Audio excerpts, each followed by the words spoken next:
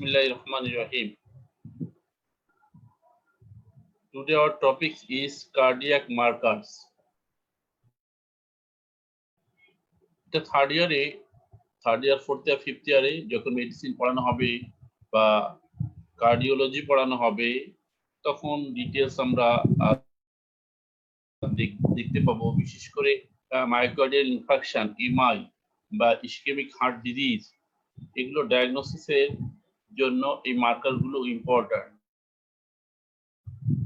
So ক্লিনিশিয়ানদের জন্য এটা খুবই ইম্পর্ট্যান্ট। আর আমরা বায়োকেমিস্ট্রিতে যেহেতু ক্লিনিক্যাল অ্যাসপেক্টটা টাচ করি, অর্থাৎ কার্ডিয়াক ডিজিজ হলে যে এই বায়োকেমিক্যাল মার্কারগুলো যেগুলো দ্বারা আমরা ডায়াগনোসিস করতে পারি যেটা কার্ডিয়াক ডিজিজ, মায়োকার্ডিয়াল ইনফাকশন, এগুলোকে আমরা বলি cardiac marker.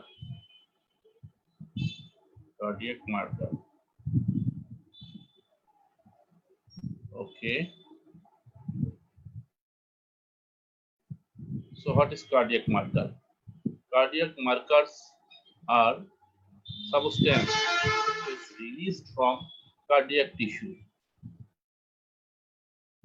and could be tested in clinical laboratories for detecting myocardial injury or stress.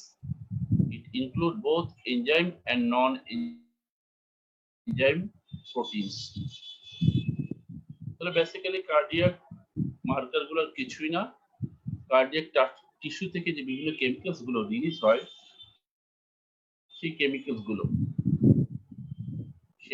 গুলো রিলিজ হয় এবং সেই কেমিক্যালস এর অ্যামাউন্ট দেখে আমরা কার্ডিয়াক ইনজুরি বা স্ট্রেস কে ডায়াগনোসিস করতে পারি।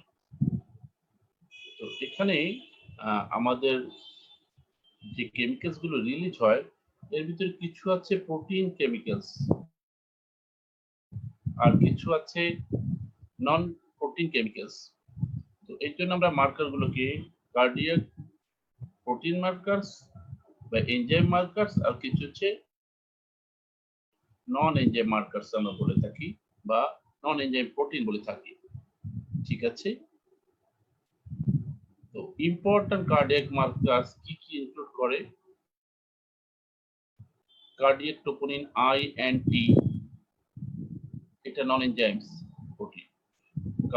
Creatinine kinase, specially creatinine kinase MB, টোটালটাও করি আবার ক্রিয়েটিনিন কাইনেজ এমবিএ করি বা ক্রিয়েটিনিন কাইনেজ 2, এটা enzyme marker. LDH enzyme marker, এএসটিও এনজাইম মার্কার, আর মায়োগ্লোবিন হচ্ছে নন এনজাইম মার্কার, আর ব্রেন নেট্রিক পেপটাইড হচ্ছে নন এনজাইম মার্কার। তাহলে টোটালি মোটামুটি আমরা 6টা মার্কার আমরা ইউজুয়ালি দেখে থাকি। 6টা মার্কারের মধ্যে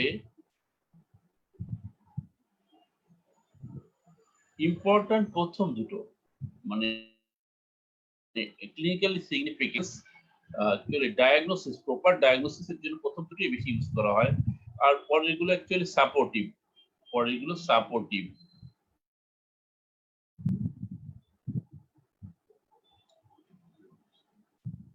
তো একদম প্রথম যেটা কার্ডিয়াক ট্রোপোনিনস আইএনটি, এটা রিসেন্ট ওয়াইডলি ইউজ হয়। আগে ক্রিয়েটিনিন কাইনেজ বা সিকেএমবিটা বেশি ইউজ হতো। তো এই সিকেএমবি যে কার্ডিয়াক ট্রোপোনিন গুলো এটা মোর স্পেসিফিক, মোর সেনসিটিভ, এই জন্য মোস্ট ইম্পর্টেন্ট কার্ডিয়াক মার্কার বা sensitive specific cardiac marker troponin int. এটা সম্পর্কে প্রথমে আমরা ডিসকাস করব। Cardiac ট্রোপোনিনস,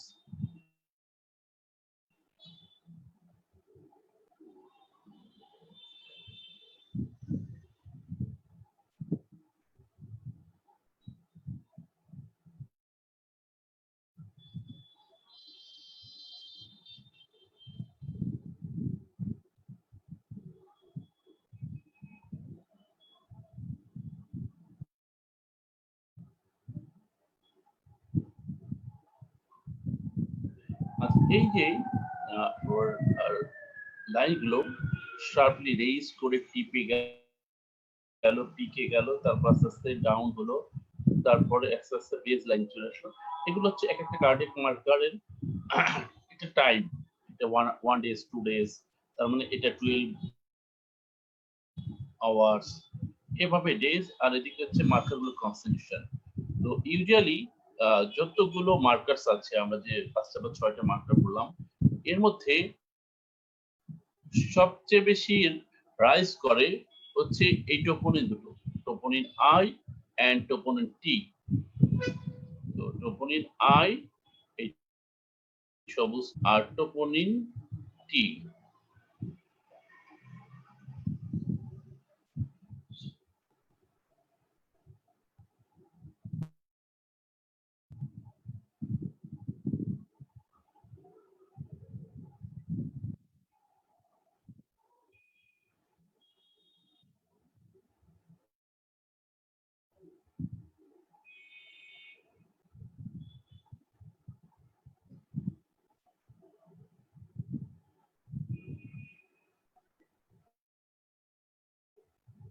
Troponins are the best cardiac markers as far so far.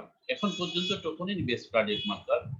Normal troponin concentration are very low, অর্থাৎ এটা ব্লাডে থাকে না বললেই চলে, খুবই কম অথবা আনডিটেক্টেবল। যেমন troponin I ব্লাড 0.000, আর যদি থাকেও সেটা 0.04 ন্যানোআরএমএল, কত স্ক্যান্টি, আনডিটেক্টেবল। আর troponin T সেটা পিকোগ্রাম, আরো কম, 10 picogram per ml in women and 14.5 picogram per ml in male। তাহলে এই দুটো মানে কত লো, স্ক্যান্টি অ্যামাউন্টে থাকেই না বললেই চলে। অর্থাৎ এই টোপোনিন আই টি এগুলো বাড়ে একটু নরমালি চেয়ে বেশি চলে আসলেই আমরা বুঝতে পারি যে কার্ডিয়াক কোনো ইনজুরি হয়েছে বা কার্ডিয়াক কোনো প্রবলেম হয়েছে।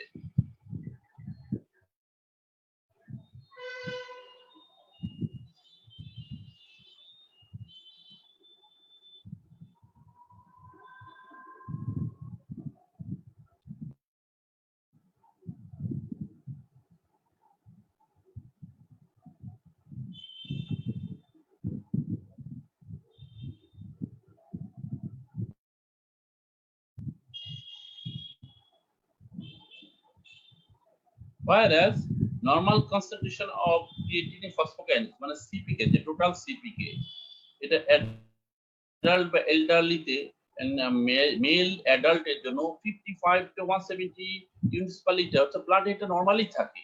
এর চেয়ে বেশি হলে তখন আমরা চিন্তা করি যে মায়োকার্ডিয়াল ইনজুরি হতে পারে। আর ফিমেলের জন্য 30 থেকে 135 ইউনিটস পার লিটার। আর টোটাল সিপিকে না করে যদি শুধু সেরাম সিকেএমবি ধরি, তাহলে সেটারও normal range 5 to 25 micro internal unit per litre. অর্থাৎ ব্লাডে সবসময় প্রায় 25 internal unit per litre CKMB থাকে। এর চেয়ে বেশি হলে তখন, অর্থাৎ টুকটাক বিভিন্ন কারণে এটা কম বেশি হতে পারে, কিন্তু সেই তুলনায় ট্রোপোনিন দুটো ব্লাডে থাকে না বললেই চলে, থাকলে খুবই একদম নেগলিজিবল অ্যামাউন্ট। হ্যাঁ, তো এই কারণেই this contributes to the superior diagnostic sensitivity of troponin compared to CK.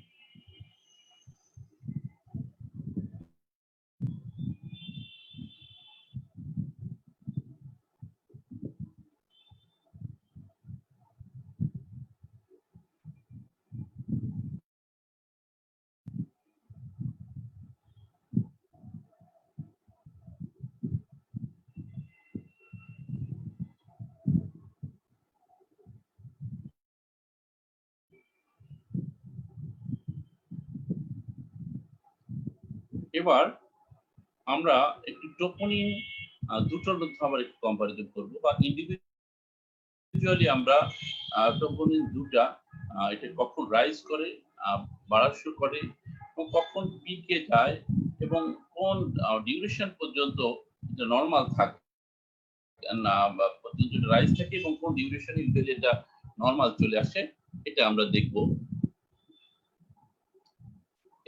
এই যে গ্রিন গ্রিন এটা troponin I.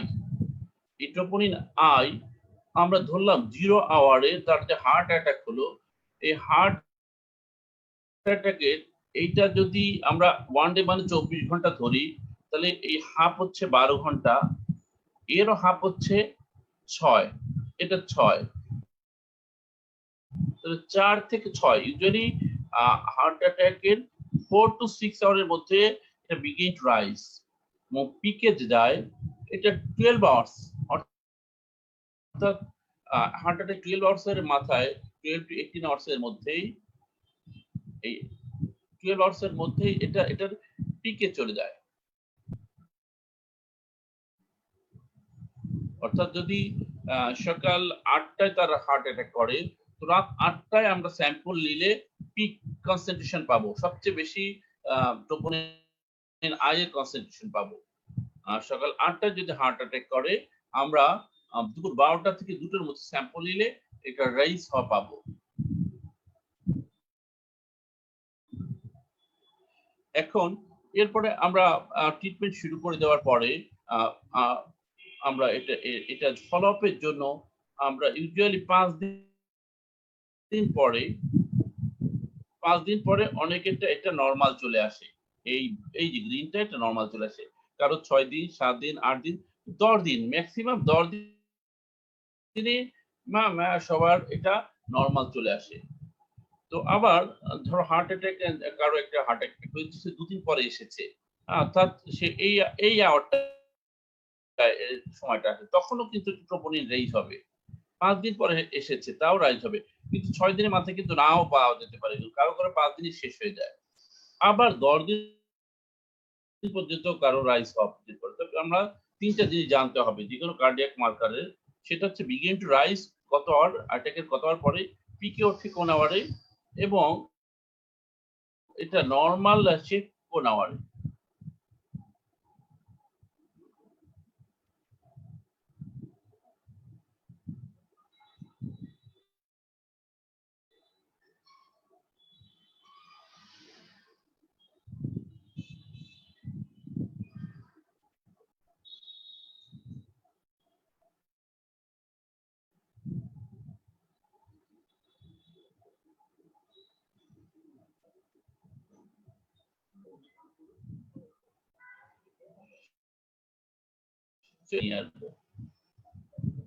Cardiac troponin I is significantly raised within 4 to 6 hours after the onset of chest pain, অর্থাৎ বুকে ব্যথা শুরু হওয়ার 4 থেকে 6 ঘন্টা পরেই এটা রেইজ হওয়া শুরু করে। সাপোজ কারো ভোর রাত 4টার দিকে বুকে ব্যথা শুরু করলো, অর্থাৎ হাসপাতালে 8টার দিকে আসলো, তো 8টার দিকেই আমরা এই স্যাম্পলটা নিয়ে নিই, কারণ 4 থেকে 6 ঘন্টা, তো 8টা থেকে 10টার মধ্যে। আবার কারো হয়তো 6টার দিকে তার চেস্ট পেইন হওয়া শুরু করলো, তো হাসপাতালে আসলে আমরা ইউজুয়ালি 10টার দিকে তার স্যাম্পল নিব, 10টা থেকে 12টার ভিতরে। আচ্ছা, ঠিক আছে। So cardiac troponin I significantly raised within 4 to 6 hours after the onset of chest pain or reach the peak concentration at approximately 12 hours.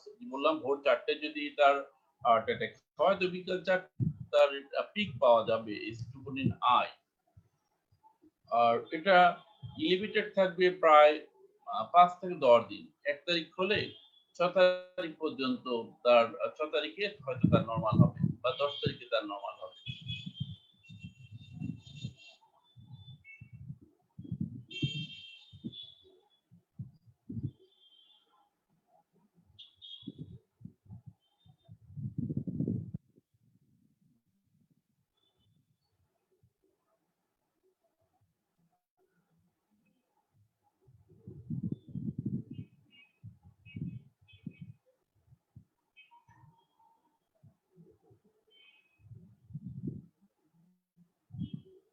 এবার একটু আমরা আসি ট্রোপোনিন টির ব্যাপারটা। ট্রোপোনিন টি হচ্ছে এই ব্লু কালারটা, এটাও রেইজ, এটাও ওই 4 to 6 আওয়ার রেইজ হওয়া শুরু করে, এবং পিকেও প্রায় একই টাইম 12 আওয়ার্স, কিন্তু এটা নরমালি আসে 10 দিনেরও পরে, 10 থেকে 15 দিন, অর্থাৎ যদি ওল্ড কার্ডিয়াক পেইন নিয়ে আসে, তো 10-12 দিন পরে করলে ট্রোপোনিন টিটা তখনও রেইজ পাওয়া যায়। So cardiac troponin T. Cardiac troponin T is significantly raised within 4 to 6 hours after the onset of chest pain. Reach the peak concentration at approximately 12 hours and remain elevated for 10 to 15 days.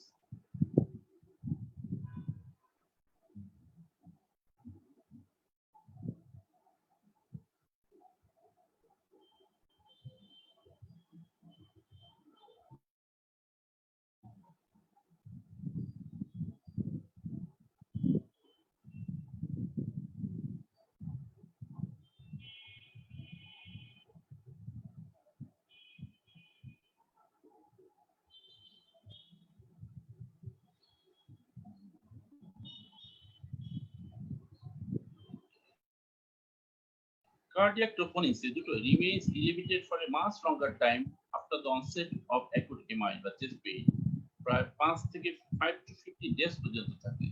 Then the CKMB, CKMB-টা একটা bloody limited অবস্থায় মাত্র 1 to 2 days মাত্র limited থাকে। যে আমরা আগের ছবিটা যদি দেখি CKMB-টা এটা এই CKMB-টা হচ্ছে এই কালারটা ব্লু কালার, এটা এই লিমিটেড হয়ে প্রায় 2 days এর মধ্যে এটা প্রায় নরমাল চলে আসে। So cardiac troponin giving high clinical sensitivity than the CKMB. The CKMB চেয়ে cardiac troponin এর clinical sensitivity বেশি।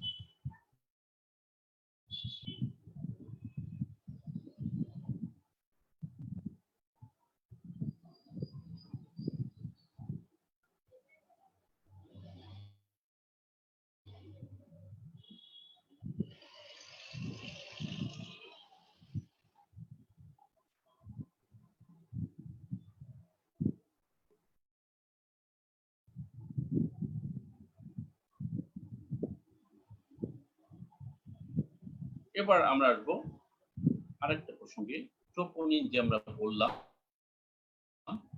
এই ট্রোপোনিন গুলো ইউজুয়ালি এটা যদি রেইজ করে এবং আমরা ধরে নিতে পারি যে এই রেইজ করেছে কার্ডিয়াক কজে, কারণ অন্যান্য অর্গানের ইনভলভমেন্টের কারণে ট্রোপোনিন এভাবে ইউজুয়ালি রেইজ করে না। অর্থাৎ ট্রোপোনিনের মাধ্যমে যদি আমরা cardiac injury, myocardial infarction, MI এটা ডায়াগনোসিস করি, যেটা পজিটিভিটিটা হওয়ার সম্ভাবনা খুব বেশি, অর্থাৎ ফলস পজিটিভ হওয়া এটার সম্ভাবনা খুবই কম। So the cardiac tissue specificity of cardiac troponin E, cardiac troponin I কে সংক্ষেপে আমরা বলি CTNI আর CTNT eliminate the false positive diagnosis of acute MI। অর্থাৎ পজিটিভ হচ্ছে আসলে এমআই নাই এরকম আসলে হয় না, পজিটিভ বা রেইজ হলে আসলে এটা এমআই আছে।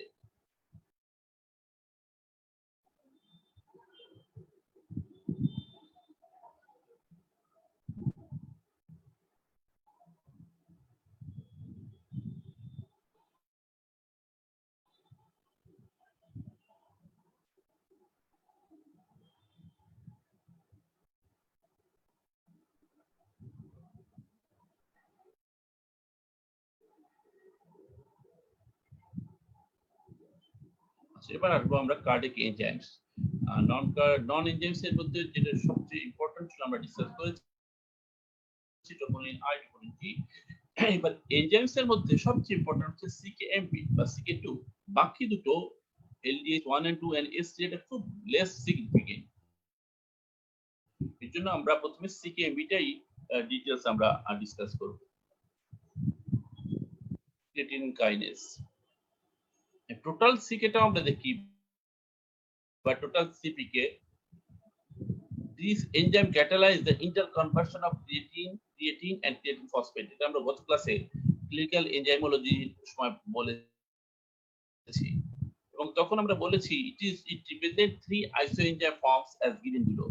যে এই টোটাল সিপিকে এটা আবার 3টা আইসোএনজাইম রেজের কারণে হতে পারে।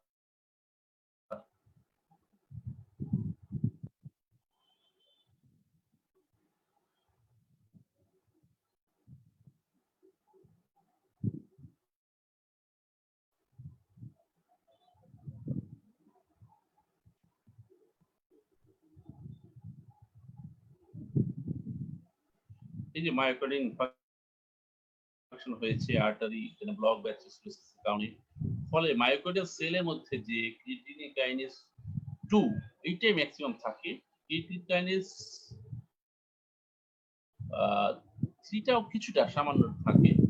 তো এখন এই ব্লকের কারণে যখন এই সেলগুলো লাইসিস হয়ে মায়োকার্ডিয়াল ইনফার্কশন হয়, তখন ব্লাডে CK2 এর পরিমাণ বেড়ে যায়। সো CK2 বা CKMB হার্টের সোর্স এবং এটা মায়োকার্ডিয়াল ইনফার্কশনে বাড়ে, এটা আমরা জানি।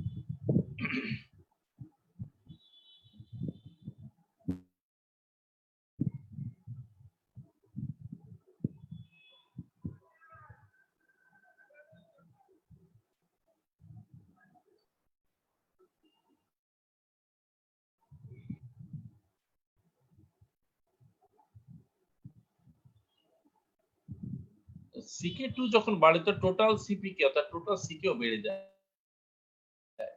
আচ্ছা, তাহলে এখন আমরা একটু দেখব ওই ট্রোপোনিনের মতো যে CK2 বা CKAB টা ইউজুয়ালি কত আওয়ারে রেইজ করে এবং পিকে যায় কত আওয়ারে এবং নরমাল আসে কোন আওয়ারে। এই লালটা হচ্ছে CK। So CKMB takes 4 to 8 hours to increase above the upper reference limits and reach the peak concentration at approximately 12 to 24 hours।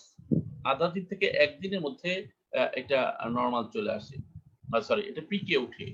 R রিটার্নটি normal আমরা আগে একটা ফিগারে বলেছিলাম 2 দিন 24 ঘন্টা, কিন্তু এখন ম্যাক্সিমাম বই বলে এটা 2 দিন না, এটা 3 থেকে 4 দিন 72 আওয়ার্স টু 96 আওয়ার পর্যন্ত এটা মানে লিমিটেড থাকতে পারে, তবে 96 আওয়ার পরে এটা বেজ লাইনে চলে আসে।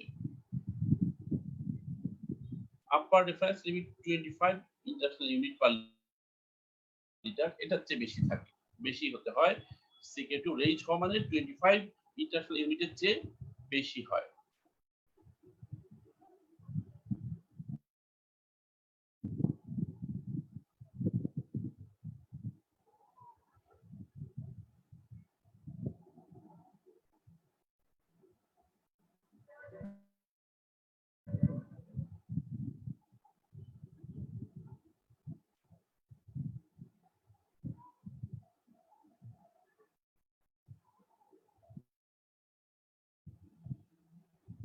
তাহলে আসলে ইম্পর্টেন্ট কার্ডিয়াক মার্কার বলতে আমরা ট্রোপোনিন আই, টি এন্ড সিকে এই তিনটাকেই আমরা বুঝি।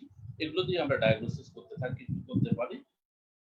এখন এর সাথে সাপোর্টিভ কিছু আগে এবং আগে তো যখন সিকে2 এভাবে ছিল না বা ট্রোপোনিন ছিল না, তখন এএসটি এলডিএস ওগুলো আমরা কার্ডিয়াক মার্কার হিসেবে দেখে আমরা সাসপেক্ট করতাম, তো ওগুলোতে হয়তো কি ফলস পজিটিভ বেশি হতো যে এলডিএস বাড়ছে তো মাইক্রো ইনফাকশন, আবার অন্য কিছু কারণে হতে পারে, তবু আমরা ওগুলো দেখবো। আর রিসেন্টলি আমরা সিকে 2 বা টোপনি দেখলেই আসলে কনফার্ম হয়ে যায়। তারপর সাপোর্টিভ যদি আমরা এএসটি এলডিএস 1 করাতে চাই তো সেটাও করাতে পারি। তো এই জন্য আমরা এখন ল্যাকটেট ডিহাইড্রোজেনেসটা একটু দেখব।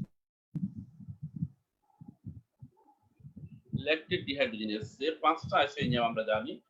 এর মধ্যে ল্যাকটেট ডিহাইড্রোজেনেস 1 আর 2 এটা কার্ডিয়াক মাসলসে থাকে। তো এটা বিগিন টু রেইজ হওয়া শুরু করে 8 to 12 hours, 8 to 12 hours, R our part of this pain it increase above the upper reference limit। LDH 1 আর 2 যে নরমাল লিমিট আছে তার আপার রেফারেন্স লিমিটটা ক্রস করে 8 to 12 hours, 48 to 72 hours, অর্থাৎ 2 দিন পরে এবং 3 দিন পর্যন্ত, 2 দিন থেকে 3 দিনের মাথায় এটা পিকে যায়। আর return to normal usually 7 days এর মধ্যে।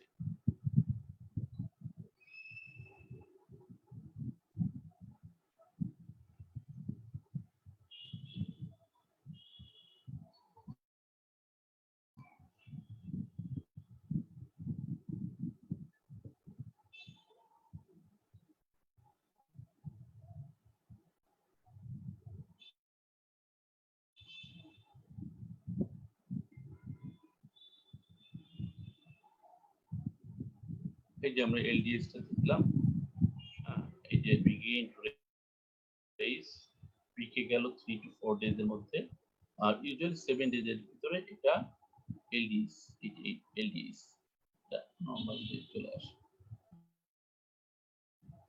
আচ্ছা, ঠিক আছে। এবার আমরা দেখব AST, aspartate amine transferase. AS2 takes 4 to 8 hours to increase above their upper reference limits. এটা 4 থেকে 8, reach peak concentration at 24 থেকে 48 hours. এটাও ওই এলডিএস 1 2 এর মতো 2 থেকে 4 দিনের 3 দিনের মাঝে এটা পিকে যায়, but return to the normal baseline এটা উইদিন 4 ডেজ।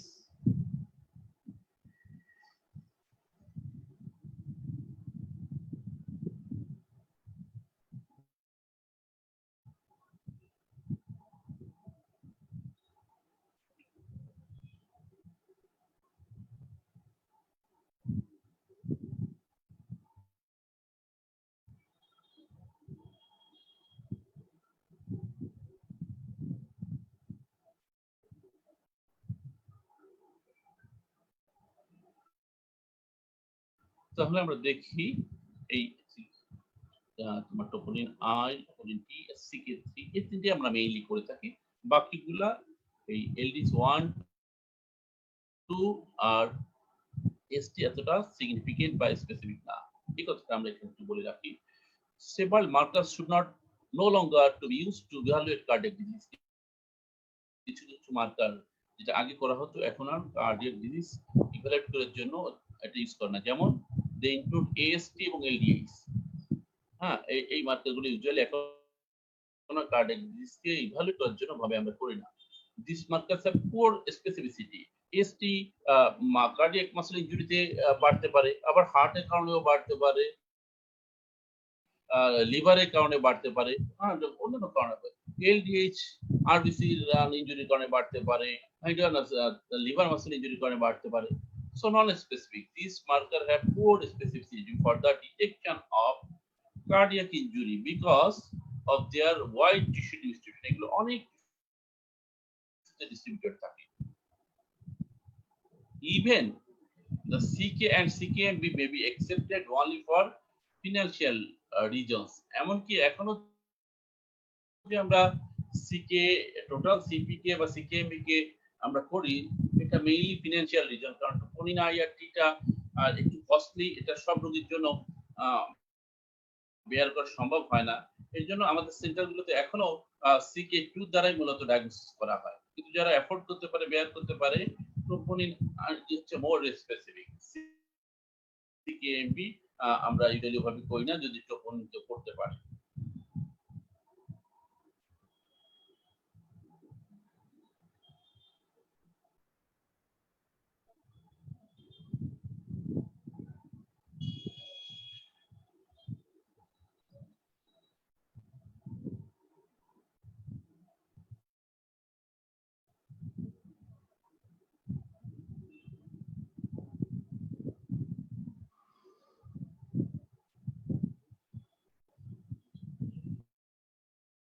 আরেকটা কার্ডিয়াক মার্কার মায়োগ্লোবিন, এটা আরো নন স্পেসিফিক, কারণ এটা নরমাল মাসল সেল থেকে শুরু অনেক কিছুতে থাকে, কিন্তু এটার একটা বৈশিষ্ট্য আছে, সবচেয়ে আগে আর্লি ইনক্রিজ করে। যতগুলো মার্কার আমরা বলেছি, যেমন আমরা টোপোনিন বলেছি 6 to 8 আওয়ার্স, সিকে বলেছি 4 to 6 আওয়ার, এটা আরো আগে। Myoglobin is known for its early increase in concentration after MI, but it has become a widely used because it has not become widely used because of its lack of tissue specificity.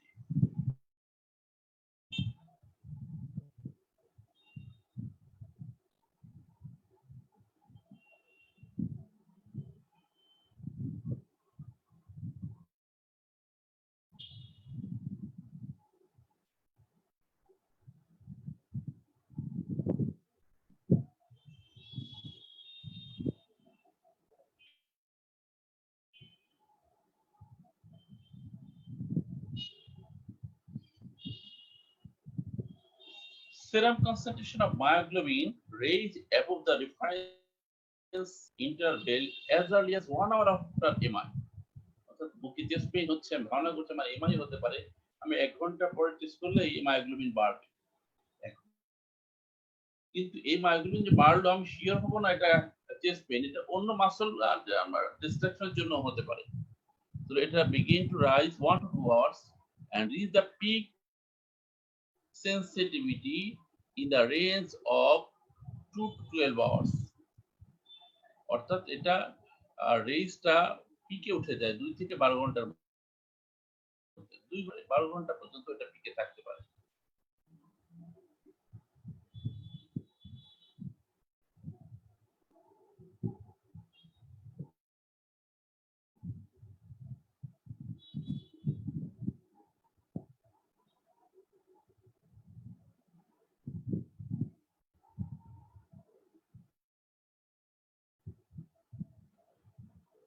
Raise যেমন খুব rapidly হয় ক্লিয়ারও হয় rapidly myoglobin is rapidly cleared and has substantially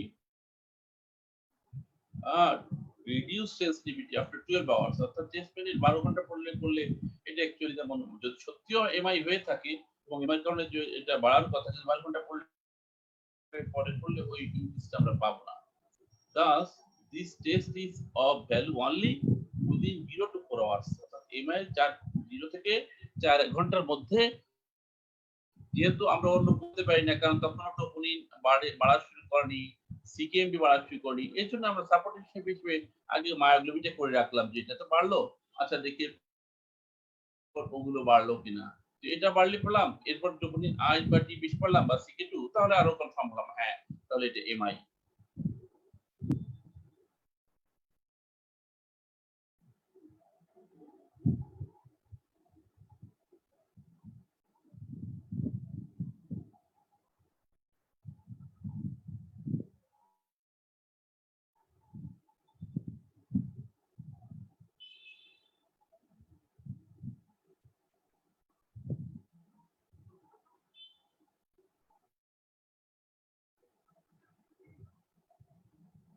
এবার আমরা একসাথে এই 6টা cardiac মার্কারকে আমরা একটা টেবিলে দিই আমরা জাস্ট যদি অত ডিটেইলস মনে না থাকে পাশাপাশি থাকলে মনে রাখা সহজ সবচেয়ে যদি এটা কিন্তু আমরা ইম্পর্টেন্ট হিসেবে দেই এটা আমরা দিয়েছি আর্লি সবচেয়ে আর্লি রাইজ করে হ্যাঁ এটা যদি আমরা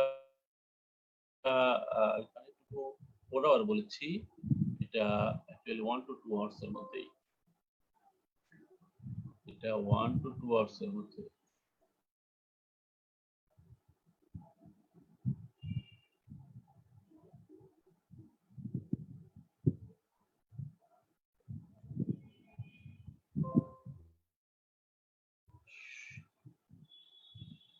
সবচেয়ে আর্লি রাইজ করে মায়োগ্লোবিন এটা 1 to 2 আওয়ার্স অফ এমআই এর মধ্যে রাইজ করে পিকে যায় 8 to 12 আওয়ার্স 12 ঘন্টা এতদিন মধ্যে পিকে কিন্তু 24 ঘন্টার মধ্যে এটা আবার নরমাল হয়ে আসে আচ্ছা তাহলে এটা জাস্ট আমরা সাপোর্টিভ হিসেবে প্রথমে অন্য কিছু করার নাই এই জন্য পেশেন্ট যদি তাড়াতাড়ি চলে আসে আমরা মায়োগ্লোবিনটা করতে পারি the most specific and sensitive cardiac troponin I এটা 4 to 6 hours of MI increase করে 12 to 24 hours পিকে যায় এটা return to normal 5 to 10 days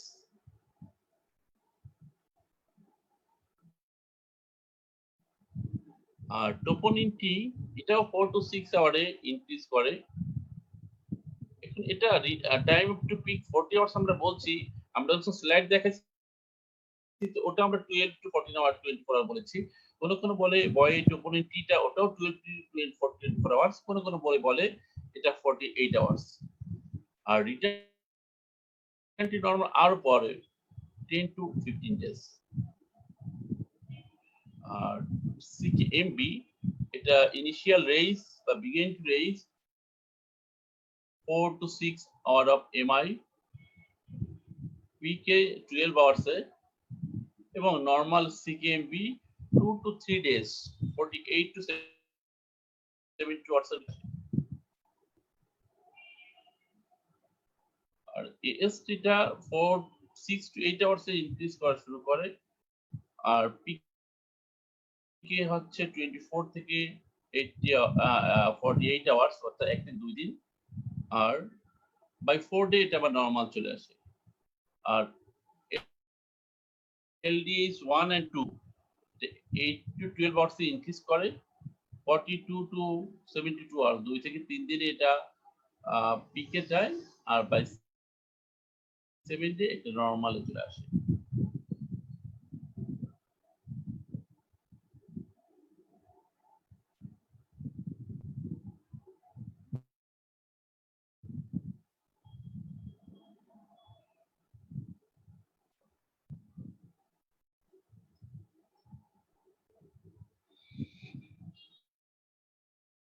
এখানে যদিও 9টা দেখিয়েছি, কিন্তু আমরা যখন লিস্ট করেছিলাম তখন টোপোনিন আই আর টোপোনিন টি কে আমরা একসাথে রেখেছিলাম, সেই হিসেবে এখানে বেসিক্যালি 5টা বলা হয়েছে। একটা রয়ে গেছে কার্ডিয়াক মার্কার, সেটা আমরা এই টেবিলে আনিনি, ওটা আমরা আলাদাভাবে ডিসকাস করব। সেটা হচ্ছে বিএনপি,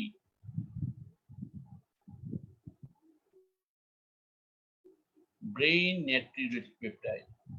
এটা লিমিটেড ভ্যালু কার্ডিয়াক মার্কার, খুব এটা ভ্যালুটা যে খুব বেশি ইম্পর্টেন্ট তা না, তারপরেও কিছুটা ভ্যালু আছে, এই জন্য আমরা এটাকে কার্ডিয়াক মার্কার মধ্যে ইনক্লুড করে থাকি।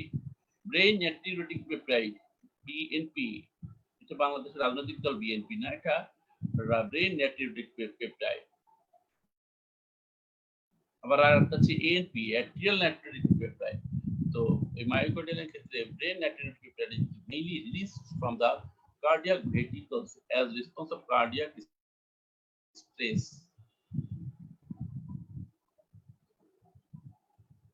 It causes vasodilation and fluid volume reduction, and BNP concentration in chronic heart failure patient reflects the severity of chronic congestive heart failure patient. তাহলে এই বিএনপি বা ব্রেন নাট্রিউরেটিক পেপটাইডটা এটা মূলত কনজেস্টিভ হার্ট ফেইলিওর, এটা সিভিয়ারিটিটা দেখার জন্য করে থাকি। এই কার্ডিয়াক মার্কার শুধু কি এমআই এর জন্য করে থাকি আমরা তা না, এটা কনজেস্টিভ কার্ডিয়াক ফেইলিওর সিভিয়ারিটি দেখার জন্য আমরা করে থাকতে পারি।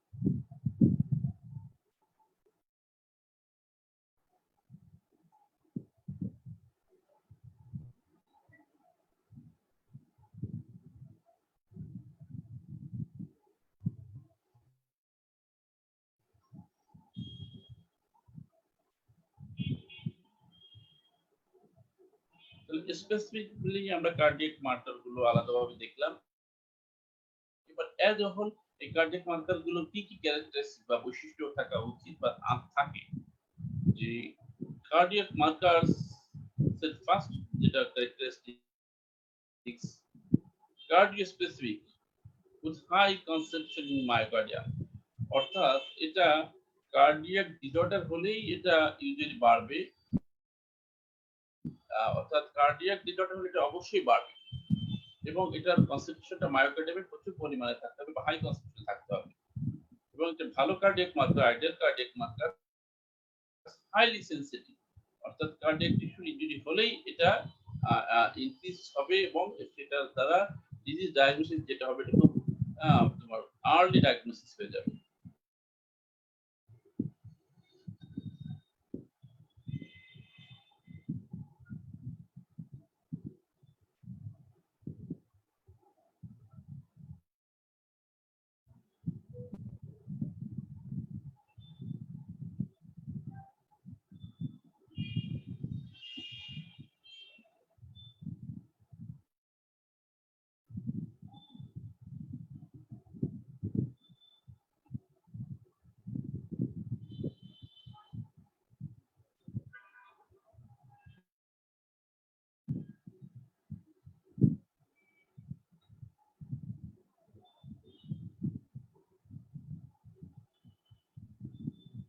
Ideal cardiac marker normally absent or present in minimum amount of blood.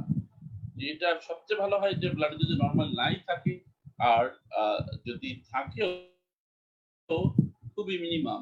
এই ক্রাইটেরিয়াটা ফিল আপ করে ট্রোপোনিন আই এন্ড ট্রোপোনিন টি। হ্যাঁ, ট্রোপোনিন আই তো থাকে নাই, থাকলেও খুব স্কেন্ট অ্যামাউন্ট,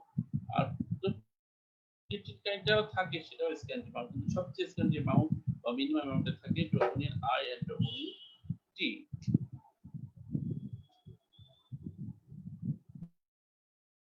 আরেকটা ক্রাইটেরিয়া থাকতে হবে যে কার্ডিয়াক মার্কারের যে রিলিজ হয় it's proportional to the extent of damage, অর্থাৎ যদি সিভিয়ারলি ড্যামেজ হয় তাহলে এটা ভ্যালুটাও সিভিয়ারলি ইনক্রিজ করবে, যদি মাইল্ড ড্যামেজ হয় ভ্যালুটাও মাইল্ডলি ইনক্রিজ করবে, যদি ড্যামেজটা মাইল্ড মানে খুব মডারেট হয় তাহলে এটার রিলিজও মডারেট অ্যামাউন্ট হবে। অর্থাৎ এই কার্ডিয়াক মার্কারটা রিলিজটা ড্যামেজের সাথে প্রপোর্শনালি যদি হয় তাহলে ওই কার্ডিয়াক মার্কারটাকে আমরা একটা আইডিয়াল কার্ডিয়াক মার্কার বলতে পারি।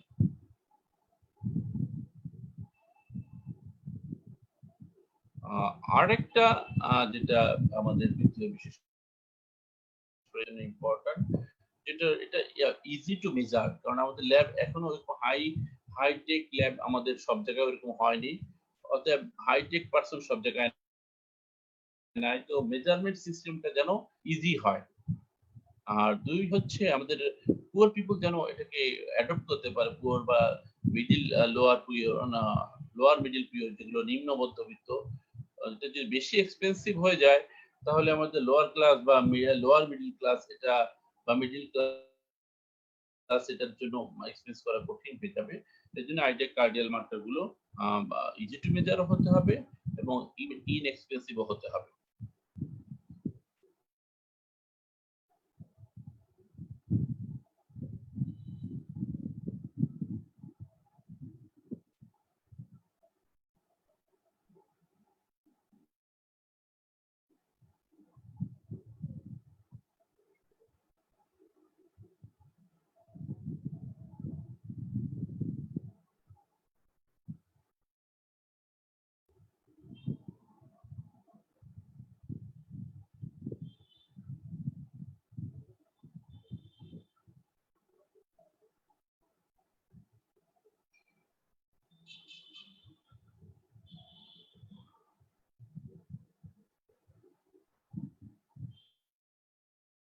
এবং এই মানুষ for diagnosis of myocardial ischaemia and used to assess the prognosis of myocardial ischemia. অর্থাৎ মায়োকার্ডিয়াল ইসকেমিয়া ডায়াগনোসিসের জন্য যেমন এগুলো ব্যবহার হবে, ঠিক একইভাবে যে একবার ইসকেমিয়া হয়ে গেছে এটা এখন এটার প্রগনোসিস কেমন হবে, এটা অর্থাৎ সিভিয়ারিটিটা বাড়বে না কমবে না কেমন হবে, মানে ভালো হবে, এই মার্কার গুলো দিয়ে আমরা ডায়াগনোসিস করতে পারবো, ঠিক তেমন ভাবে মায়োকার্ডিয়াল ইসকেমিয়ার প্রগনোসিসটা আমরা করতে পারবো। অর্থাৎ ওটা ওরকম ডিউরেশন যেন থাকে একটা, যেমন আমরা মায়োগ্লোবিন এটা দিয়ে কিন্তু ওইভাবে আমরা প্রগনোসিসটা করতে পারি না, কারণ মায়োগ্লোবিন এটা দেখা যায় 1 থেকে 2 দিনে হচ্ছে আবার এটা নরমালি চলে আসে, তো ওটা আইডিয়াল কার্ডিয়াক মার্কার আমরা বলতে পারি না। তাহলে এটা ডায়াগনোসিস এবং প্রগনোসিস দুই জায়গায় এটা রোল থাকতে হবে।